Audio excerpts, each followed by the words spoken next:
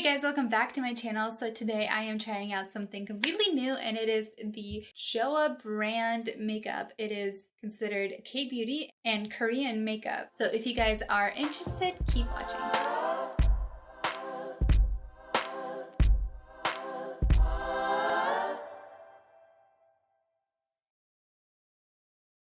Alrighty, so I'm gonna get right on into it. So the first thing that I am gonna do is work on the foundation. As usual, I'm going to do one side with a primer and one side without, just so I can compare and see if there's even a difference. For the primer, I'll be using my Revlon Photo Finish Pore Reducing Primer, and I'm just going to place it on my right side. So I decided to go with the Truly Yours Natural Finish Foundation Dropper. They have a very good selection with different kinds of foundations, BB creams, CC creams, so many to choose from. I decided to go with this one because the other foundation clearly said dewy on it, so I never really go for that. BB and CC creams never really interested me that much, so I decided to go with this one. It didn't say it was mattifying or dewy or anything like that, so I am very, very intrigued as to how this will perform overall. I did swatch it on my hand just to see how the color is, because it is a frosted glass bottle, so the color always appears a bit different. And they only had 8 shades to choose from, which is so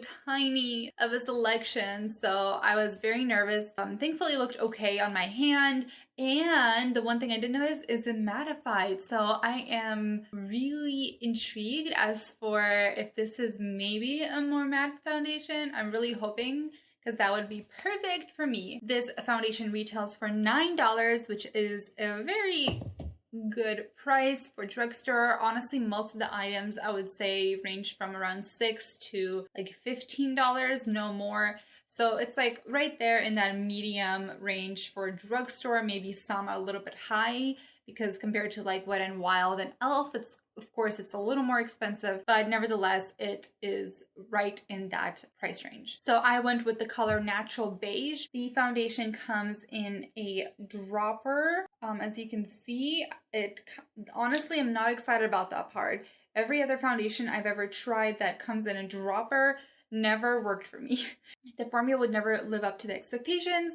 And then on top of that, it was very messy. Like, it was so liquidy that as soon as you would put it on your face or brush or sponge, whatever the heck you're working with, it would just like drip down. So you had to really like work fast or be careful, because I would like, you would think it's like an inch away from your face, but somehow it would drop on your shirt. So basically, I wasn't excited about the dropper, but you live and you learn, so hopefully maybe this will be different. You never know. But Joah, for any of you that didn't know, oh, this is very leaky, means I like it.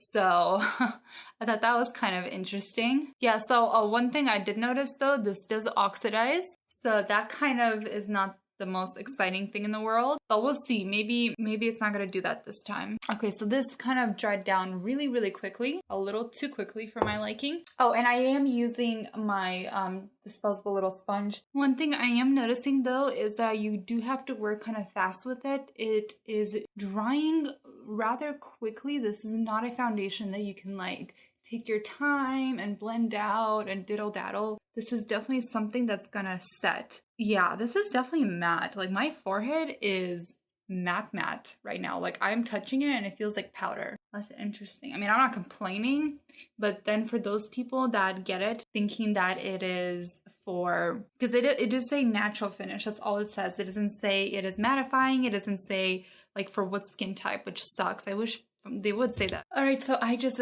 did 2 coats on my face, except my forehead. I always just leave it with 1 layer. This was very easy to build up. I wouldn't say I had any problems whatsoever.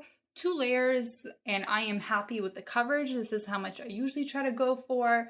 I generally like more full coverage on my cheeks, and everything else I don't really care about. With 2 coats, I think it did very well, considering this is supposed to be just natural, but with 1, I saw everything. Like, everything was bold. So I also didn't mention, I only bought 4 different items. I picked them specifically because I feel like these are the 4 items like 95% of people always go for, except brows. I completely like had a blonde moment and forgot about brows. That was my bad. I didn't want to get all the things because they have a ton of items to choose from. Like every category has like 5 or 6 different items, which is awesome. I didn't want to quite do that yet because I've never tried anything from this brand and I kind of wanted to dip my toe in before I dive head in first, you know? So I just got a few different items that I kind of wanted to just try out and then see how I feel, like have a general feel about the brand. So I ended up getting the Dark Circle Concealer. It really reminds me of the Maybelline Age Rewind because of the little foamy tip applicator on the top. I think that's so cute. I did use this before, as you can see. So it's not my first time using the concealer. Just like the foundation, the color selection sucks, like I said. And it's not even the selection. Okay, so I feel like concealers could be more forgiving because you kind of just like mix them in. It's not like the full on base color. The reason why it sucks, it has a very bad description. So first of all, in the store, the tube looks just like this. All of them do. So you can't even tell by looking at it what color that is. They're all the same. You literally just have to kind of have a guessing game because the 5 shades, they were all ivory. I am not even joking you. I even memorized it for you guys. You're welcome. It was porcelain, light ivory, ivory, classic ivory, and warm beige. What's up with the ivories? I personally, what's the difference between classic and light ivory and ivory? I don't know. They're all ivory. I don't know what that means. Tell me what it means. Basically, and like I said, you can't see it. So I was personally very confused. So I just got the beige because I was like, okay, well, I generally like to go for more of a yellow undertone. So I feel like this is safer. Plus the word ivory, I always see white and I don't want to have like a washed out face. So I figured it would be safer to go with a little darker one. So that's the one I decided to go with. Either way, just again, color selection sucks. I don't know why. All right. So one thing I noticed when I swatched it before is that it had almost like an olive undertone. So, but that's on just regular bare skin. So hopefully with the foundation, it won't have that same look. All right, so it seems like I did a really good job. I covered up everything. I wouldn't say this is natural concealer. This did a very good job. It did have, like I said, I still see that slight olive undertone, which is strange, but we'll see how it looks like towards the end. The next item that I picked up is a mascara because I think that's kind of like a must-have. So I ended up getting the Ice Cream Volume and Define Mascara. This was $8. They had, I believe, 5 different kinds, like curling, volume, length, a whole bunch of different kinds. They all look like this though, but different colored tubes. All right, so just off the bat, like I'm going in with my second coat. This is a very thin formula. This is nothing like, not overwhelming, which is nice. I like that. I don't like when mascaras are way too thick because, for example, if you wear falsies, you don't want to see a difference between your natural lashes and the falsies because your natural lashes will look a lot more clumpier because of the mascara versus the falsies look a lot more spread out. So I prefer formulas or brushes, whichever it is, that look a lot more thinner, pretty much spread your lashes out. All right, so for the lip, I decided to go with a satin matte lipstick because satin matte sounds very, very nice to me. However, the colors, again, were not accurate. So the reason it looks okayish on me is because I've actually already tried this before. And the first time I tried it, I put it on alone on my lips and I hated it. Let me show you. So basically the color inside looks like this mauvey nude color, right? It's pretty. That's kind of like what I usually go for. However, as soon as you take it out and put it on your skin, this is the color it comes out. Definitely not mauvey. It is definitely not nude.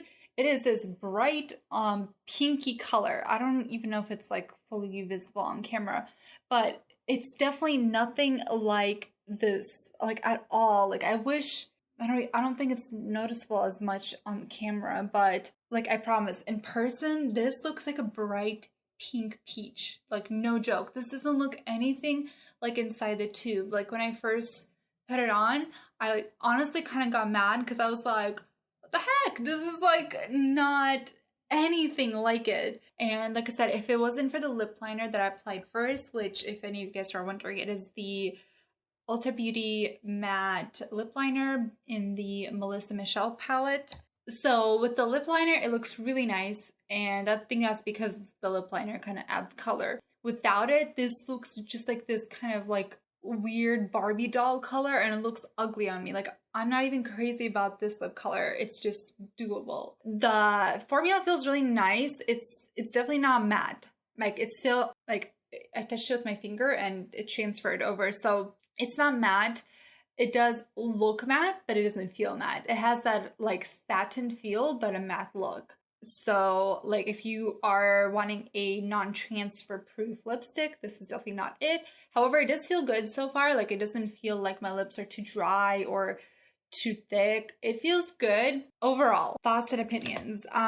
The foundation I actually really liked. It set wonderfully. The colors surprisingly matched. I will do just by myself a wear test and let you know, like I said, in the description box later on how I feel about it. I am very pleasantly surprised with it. The concealer was also pretty nice, except again, the colors suck. I think this is like a theme going on with this whole brand, the colors. The mascara was absolutely a win. I loved it. It spread out my lashes. I now want to try their other ones because this one was really good. So overall, I think mostly this is a pretty good brand, aside from the colors, which seem to just be like a struggle. But overall quality, they're really good. Quality I do like. It's just the colors are probably their major like weakness at this point. Thank you guys so much for watching. Subscribe to see future videos like these. Like this video if you enjoyed it, and I'll see you guys next time. Bye!